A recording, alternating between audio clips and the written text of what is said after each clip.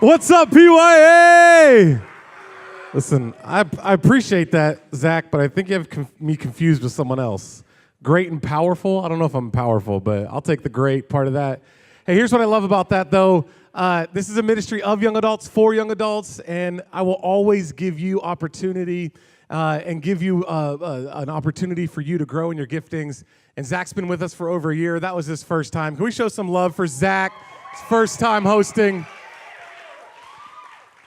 Listen, and here's what I know. You know, we're here on a Tuesday night, and I just genuinely believe that church is meant to be enjoyed, not endured.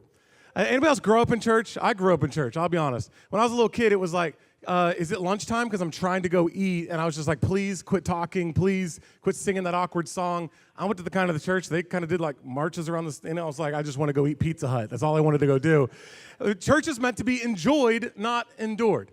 And that's really kind of what the feel of PYA is all about. Just relax. Let's have some fun. Let's get some information out there. Let's give you opportunity. How many are thankful that here we are on a Tuesday night with over 100 young adults who are here tonight together under the name of Jesus? Anybody down with that? I'm down with that. So go ahead and look to your neighbor, say, church is meant to be enjoyed, not endured. Ooh, I almost said that backwards. My name's Jimmy. I get to be the PYA pastor, and I'm excited about tonight. We've been looking at what it means to say this phrase, welcome home. We say it a lot around PYA, and it is the idea of how do we create a place that isn't just another service, that isn't just another event, that just isn't just another experience, but it genuinely feels like a home. A place that is not just a house, but a home. And that's kind of what we've been exploring over the last few weeks. If you haven't caught a couple of those, we're on week 4. Always go to the YouTube channel, catch up. Tosh did a phenomenal job last week with his sermon. And tonight, let's kind of recap the John 13, where Jesus talks about how we can create home. How can we create this welcome home feel? And it's in John chapter 13 and verse 34, where Jesus says, a new commandment that I give you. He literally says the entire Bible can hang on this next phrase. So you can either read the whole Bible or read this one sentence. How about we just read the one sentence tonight? How about that? That you love one another just as I have loved you.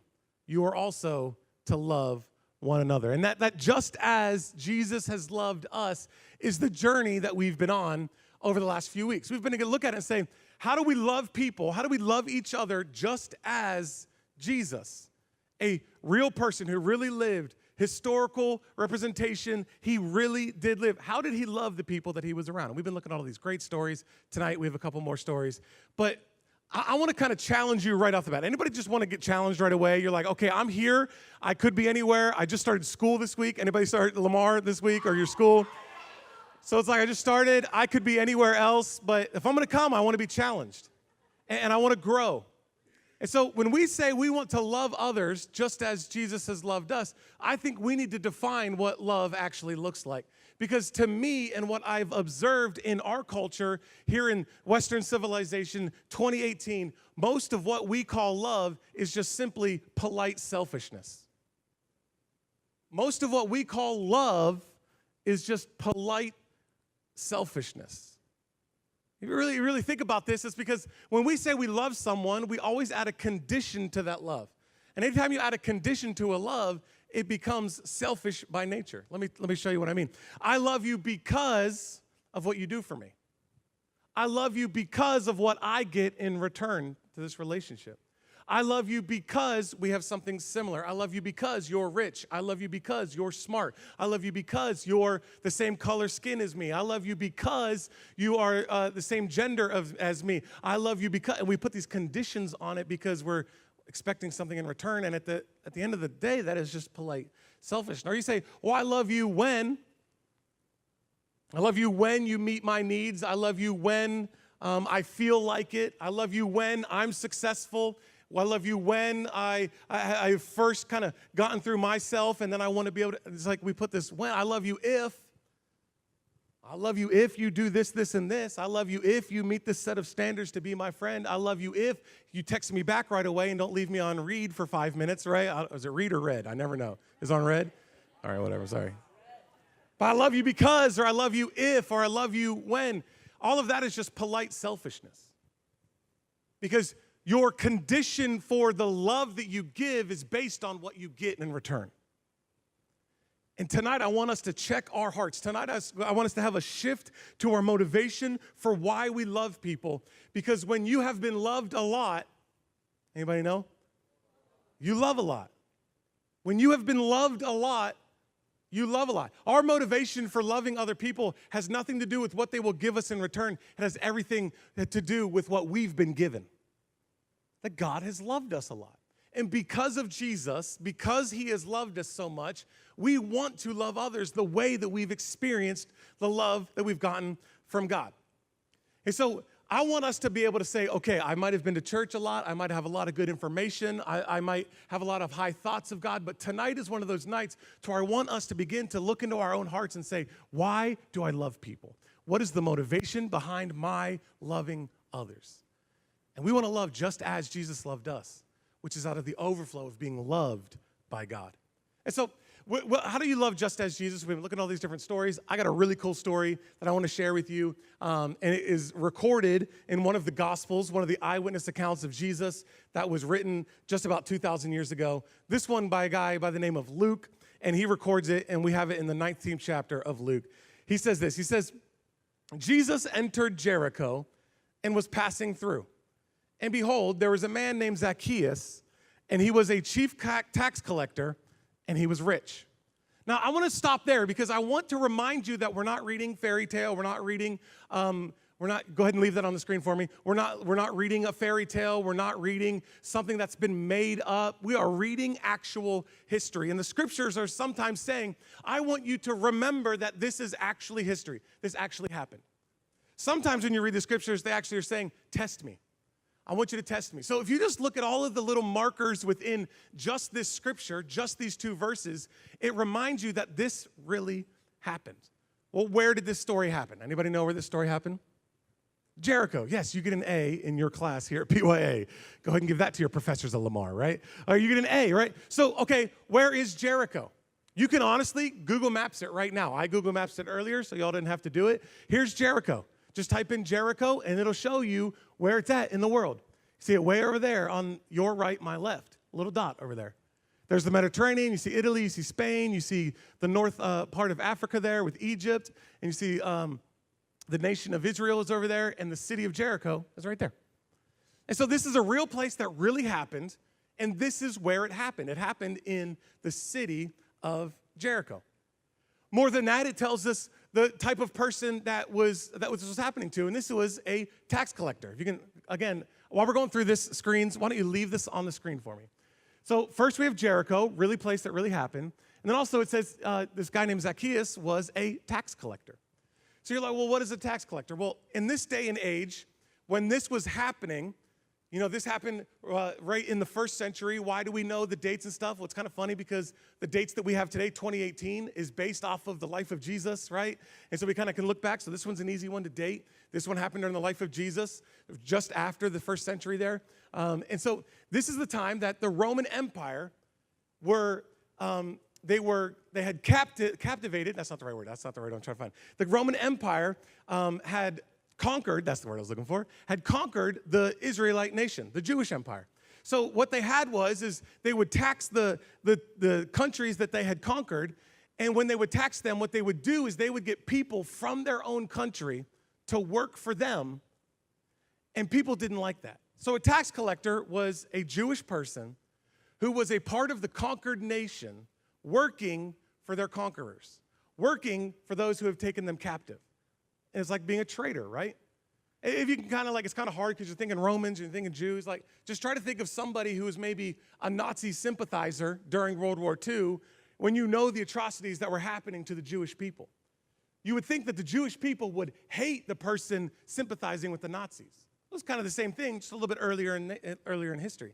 So a tax collector was somebody who would collect taxes for Rome, and they were Roman sympathizers. And so they were traitors. They were looked at like they were traitors to their own people. All right? So this is a tax collector. But we can go deeper than this because it says that he was a rich tax collector. Well, how does one get rich from being a tax collector? Well, here's what would happen.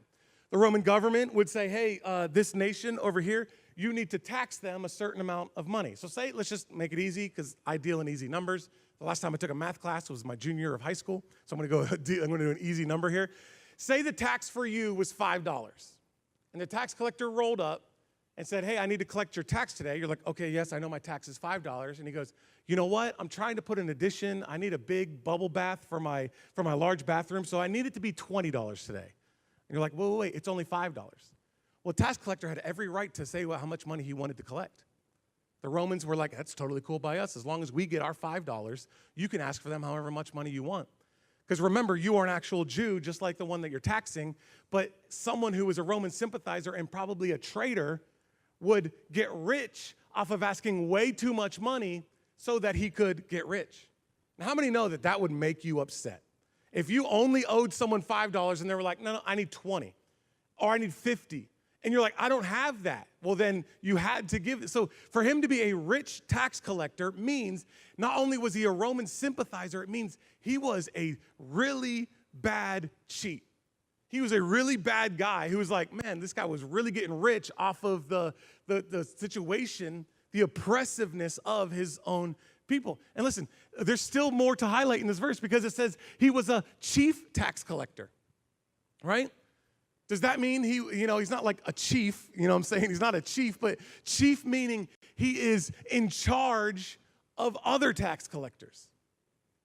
So he's a Roman sympathizer. He's taking more money than he should. And now he's in charge of the other tax collectors who are most likely taking more money than they should. So everybody in this city of Jericho knows who this guy is because he's the leader of the tax collectors. He's like the CEO tax collector in this city called Jericho. And it's a pretty big city for the time period that we're talking about, the time period that we're in. So again, this is history. And now that we kind of have the scene, let's kind of figure out what happened because Jesus is walking through this city called Jericho, and this guy named Zacchaeus, he wants to see Jesus. And Jesus at this point in his ministry is a big deal. How many know that if somebody was going around and just straight up healing people, blind people seeing, people who couldn't walk, walking, people who couldn't hear, hearing? Can you imagine this person walking through town at this point in this day and age? He had a huge, huge following. Everything that I'm saying is historical fact. So let's see what happens. Let's pick it back up. And so Zacchaeus was seeking to see who Jesus was, but on account of the crowd, he could not because he was small in stature. He's a short guy. So he ran on ahead and he climbed up into a sycamore tree to see Jesus, for he was about to pass that way. And when Jesus came to that place, he looked up to him and said to him, Zacchaeus, I'm going to pause there again because I don't want you to miss something here. This is crazy, right? I love the vividness of these stories that were recorded for us that really happened a few thousand years ago. There's a grown man in a tree. Can we pause there? A grown man in the tree. I don't know if any of you walked up today, but if I was just hanging out in the tree today, you would have been like, what is a grown man doing in a tree, right? He's a grown man in a tree. And so for Jesus to be walking through Jericho with a crowd of people, thousands of people, most likely, lining the street, so many people wanting to see Jesus that this guy couldn't see him. So there's so many people, Jesus is walking through, and I'm with Jesus. He's walking, and he's like, there's a grown man in a tree right now. You know what I mean? Like, I'm with him, like, that's odd. Why are you in a tree? But that's not the point that I really want to highlight. Because if you just breeze through this, you'll miss the miracle. He looks up into a tree, into a city that he's never been, in the midst of 1,000 people, thousands of people. And he calls them by name. Can you imagine Zacchaeus in that moment? All I want to do is I want to see Jesus. I can't see him. I'm going to climb up in a tree. Thousands of people, everyone cheering and wanting and asking and begging and saying, heal me or whatever. And in that moment, in the midst of a crowd, Jesus looks up and he knows his name. How many know it's a powerful thing when someone knows your name? And I don't know how you got to PYA tonight. I don't know what the circumstances are or the thread that I can kind of follow to figure out how you got here tonight. But in a crowd of over 100 people here tonight, God knows your name. You might feel alone. You might have came into this room abandoned. You might have came into this room feeling like nobody loved you, but God knows your name. It's a powerful truth. And I love this idea of how God can be, you can be in the midst of a crowd and God can know your name. It's a powerful, powerful concept. So let's see what happens. So Jesus looks up and he says, Zacchaeus, hurry and come down, for I must stay at your house today. And so Zacchaeus hurried and he came down and he received him joyfully. And when they saw it, the crowd, they all grumbled. Remember, because this guy is someone that everybody hated. And they had lots of reasons to hate this guy. And for some reason, Jesus calls his name. And so they all begin to grumble. He has gone in to be the guest of a man who is a sinner. Zacchaeus stood. And I don't know what happens between verse 7 and verse 8. They kind of just skip over the fact because Jesus is like, hey, I want to go hang out at your house. And somewhere between verse 7 and 8, they go and hang out. And Zacchaeus has an encounter with Jesus. And there's a transformation there because you have this morally corrupt, selfish man who is cheating his own people, who interacts with Jesus, has a moment with Jesus. And between verses 7 and 8, everything changes because Zacchaeus stood and he said to the Lord, meaning he called him God. He said, behold, God, Lord, the half of my goods I give to the poor. This is a rich man. So for him to give half of it, he gives it to the poor. And he goes, and if I defrauded anyone of anything, and everybody's lining up and saying, yeah, you defrauded me, buddy. You know what I mean? Like, yeah, all the hands go up in the room, right? If I've defrauded anybody of anything, I will restore it. Not just going to give it back. What's he do? I'm going to pay you back 4 times what I stole from you. And Jesus said to him, today salvation has come to this house, since he is also a son of Abraham, for the Son of Man came to seek and save the lost. This is incredible, isn't it? Because did Zacchaeus deserve to have Jesus know his name that day? Did Zacchaeus, out of the thousands of people lining the streets, deserve the invitation from Jesus that day? No, but did he get it? Yeah. Did Zacchaeus deserve the acceptance that he got from Jesus that day? No, he did not. He was a cheat. He was the lead. He was someone that everybody else was overlooking, but Jesus recognized him. Did he deserve it? No. Did he get it? Yes. And ultimately, did Zacchaeus deserve the salvation that he received that day? No. If anything, he deserved judgment for stealing, for being a cheat, for being a terrible person. But what did he get? He got salvation that day. And that's the beauty of the story. That's the beauty of the love of Jesus, is that even when you don't deserve it, you get it. Even when you don't deserve his invitation, you get the invitation. Even when you don't deserve his acceptance, you get his acceptance. Even when you don't deserve his salvation, you get his salvation. And that's the good news of the love of Jesus in your life. It's the good news, and it's incredible because you may think to yourself, you're like, why in the world would Jesus do this? Why in the world would Jesus accept a man like Zacchaeus? Why? Why would he accept the man Zacchaeus? It's a great question. And so that's really kind of what I want to zero in on. And I'm going to finish with this tonight. I want it to be quick, and I want to send you off to sing a little bit, and then we'll go to small groups tonight. It's the power of acceptance. If we would understand the power of acceptance, it would change everything about welcome home. Because if you remember, all of our relationships are based on acceptance. I will accept you because you accept me. I will accept you because of what you can do for me. I will accept you if you meet my needs. I will accept you when we have similarities. I'll accept you when we have the same sort of interests, when you like the team that I like, when you like to do the thing that I like to do, when you have a similarity with me. Because of acceptance is based on our conditions, when someone accepts you with no conditions, it's powerful. And that's the unconditional love of God. Is that there are no conditions. You are loved. That's it. You are loved. And how can God love you this way? Because, it's like you really look at this and you're like, how can God love you this way? Because it's so deep than everything, this unconditional love. Look at another teaching that Jesus has for us in Luke chapter 6. He's talking about love kind of the love that I just described. He talks about, and I can see Jesus teaching this with these quotation marks. I don't know if they did this back in the day, right? But this is how I see Jesus teaching this. He says, if you love those who love you, what benefit is that to you? For even sinners love those who love them, right? In what they're getting in return. And if you do good for those who do good to you, what benefit is that to you? For even sinners do the same. And if you lend to those whom you expect to receive, what credit is that to you? Even sinners lend to sinners to get back the same amount. He's saying, if you are doing things with a motivation of receiving something in return, what looks like love is polite selfishness. That's all it is.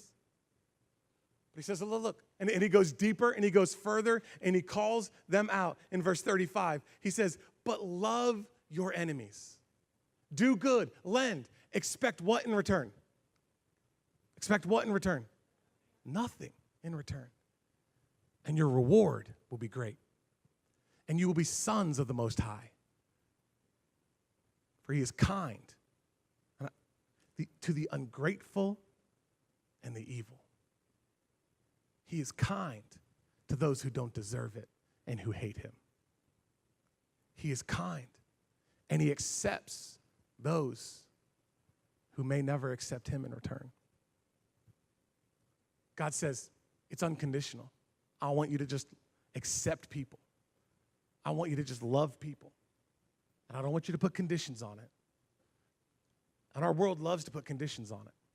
Based on our skin color, based on our economic status. They love to put conditions on it based on our gender, based on how rich or poor you are, how good looking you are. We love to put conditions on this stuff. And Jesus is saying, no, I'm calling you to a deeper form of love. There are no conditions to the power of acceptance. And when you accept somebody with no conditions, it transforms their life. So how can God do this? Number one, well, because God created them and God placed value on them. How can you just accept people with no condition? Because God created them and God placed value on them. And I love to say it this way, from Genesis to Jesus. Because in Genesis, God created humanity. He created humanity and he placed his image on them. That's how much he valued them. And even if you don't believe in God, you recognize the value of humanity. Because if I were driving home from PYA tonight and I hit a deer, what would I be upset about? I'd be upset about the money that it's going to cost to fix my bumper because I got dinner now and I'm good, right? That's all the problem here. If I hit a deer, I'm whatever. I was like, dang it, there goes $1,000 on my deductible for my car insurance, right? And I'm upset because of what it's going to cost me. And how many know that if I'm driving home tonight and I hit somebody jogging on the side of the road, it's a whole different ballgame, right? Why is that? Can you imagine, let's just say it this a different way. Can you imagine if I hit a deer and I called 911 and the ambulance showed up and I was like, I hit a deer. Can you imagine what the guys in the ambulance would be like? They'd be like, man, we got a lot of weird calls, but you're crazy, bro. Right? Why? Because from Genesis, we were created, humanity has value. We know that all humanity is valuable, but from Genesis to Jesus, you want to know how valuable you are? Look to the cross of Jesus Christ. I say it all the time. Look at what the payment that he paid for you. He died for you. He didn't have to. He was perfect, but he was willing to. Why? It's the power of acceptance. Without expecting anything in return, he died for you while you were still in your sin. It's so beautiful. From Genesis to Jesus, it's the power of acceptance. And number two, how can you love somebody without any condition in return? Well, Jesus says it in Luke 19, verse 10. He finishes it and he says, look, here's the why, here's the how. He goes, I came to seek and to save the lost. So how was Jesus able to accept Zacchaeus? Because in a crowd of people, he'd recognized that he was lost. And Jesus says, my mission is to save and to seek the lost. My mission is to save and to seek the lost. Here's the reality, PYA. You can't save people. You can't. Jesus saves people, but we can seek them. We can join Jesus in this mission, and we can seek them. And like a couple weeks ago, Pastor Josh came back from Colorado. He's planning a church in Loveland, Colorado called Restoration Church. And he was talking about if we have the hope of Jesus Christ here at PYA, if we have the hope of a future, a hope of transformation, a hope of living life and life to the full. Why wouldn't we take the hope that we have and take it to the brokenness that's all around us, right? Why wouldn't we take the light that we have and take it to the darkness that's all around us, right? If we have this hope, why aren't we trying to find what's broke and introduce the hope to where it's broke? Anybody with me on this? Like, why aren't we going this direction? Because our mission is to join Jesus in seeking and saving the lost. And so simply put tonight, Romans chapter 15 and verse 7. How do we just as tonight? How do we love just as? How do we create this welcome home? Welcome one another just as Jesus Christ has welcomed you. Accept one another. You're going to go into a small group in a little bit, and there's most likely going to be some weird people in your small group, right? Don't point at anybody, or if this guy raised his hand. He's like, yeah, I'm the weird one, right? Do you love your small group based on the people that are in your small group, or based on the love that you receive from God so that you can love your small group? It's the power of acceptance. And so when you go into that, it shifts your mindset of saying, okay, God, I've heard this before, that I'm supposed to love as Jesus loved, but am I really loving the way Jesus loved? Because I love to put conditions on it. I want to be in a small group that I'm most comfortable. I want to serve in a place that I'm most comfortable. No, you serve because of what Jesus has done. He came to serve so that we could be servants to many, so that we could love others, so that we could say, I am not better than you. Just because I go to church doesn't mean I'm better than you. It just means I got hope, and I want to bring you into this because I want to take the hope to where it's broke. I want to seek so that Jesus can save. I want to love you just as Jesus has loved me. That's what it's all about. And I'm telling you, it's so freeing. It's so full of joy to be able to do it in that way. And I'm going to skip to the very last line if you're on the screens. It's almost like when you're loved a lot, what do? You love a lot. Well, when you're accepted a lot, you accept others a lot. When you see how much God has accepted you, that in your sin He died for you, He accepted you, not conditionally, but unconditionally, you then turn that and you look around and you say, all right, how can I be like Jesus? And how can I begin to accept the people in this room? How can I begin to accept the people in my small group? I'm going to read these two quotes by Tim Keller and then I'm done. So why don't y'all stand? We're going to move into worship. And this is a picture of the gospel, as said by Dr. Tim Keller. If you haven't read Dr. Tim Keller's book, The Reason of God, it'd be a great prep to read before Tim Barnett gets here, because then we all could be like super smart and be like, whatever. But this is from his book, Reason for God. And he talks about the gospel, and he says the gospel is this in two ways. He says, the gospel is therefore radically different from religion, because religion operates on the principle, I obey, therefore I'm accepted. Condition, right? How many of you have felt that weight of that condition before? Well, I'm only going to be loved and accepted at church if I act a certain way, right? If I dress a certain way. Anybody with me? Anybody grew up in a church like that? I did. I felt the weight of saying, well, I got to obey a certain way so that I am accepted. But he says the gospel operates on the principle, I am accepted through Christ. Therefore, I obey. And it's because of acceptance, the power of acceptance, that I want to obey. And it's beautiful, and it's motivating, life-changing. And then, is there one more Tim Keller quote? Can you throw that on there for me? He says, we are more sinful and flawed in ourselves than we ever dared believe. Yet at the very same time, we are more loved and accepted in Jesus Christ than we ever dared hope. It's the power of acceptance. It changes you. And when you're accepted a lot, you'll accept others a lot. That's what it means to love just as Jesus has loved us. So tonight, as you respond to God through a few songs that should give you an opportunity to experience God on an emotional level, on an intellectual level, as you read the songs, read the lyrics on the screens, would you respond and say, God, thank you for accepting me. God, thank you for loving me. God, I want to be like Zacchaeus. I want to experience that transformation because he went from a terrible person to a saved person. He went from somebody who didn't deserve it to someone who felt the acceptance of God. And God, let your acceptance and let your love motivate me towards obedience. Help me get it. Help me to, when I get to my small group tonight, to love people unconditionally, not based on what they have to offer me, but based on what I have to give because you have given me so much. Amen. Let's pray. God, love you so much. Thank you for your love. Thank you that you accepted us. Thank you that it's because of your acceptance and love that we want to follow you. And I do. I genuinely do. So God, we respond by worshiping you with some music and by loving others just as you've loved us in small groups. In my pray, amen.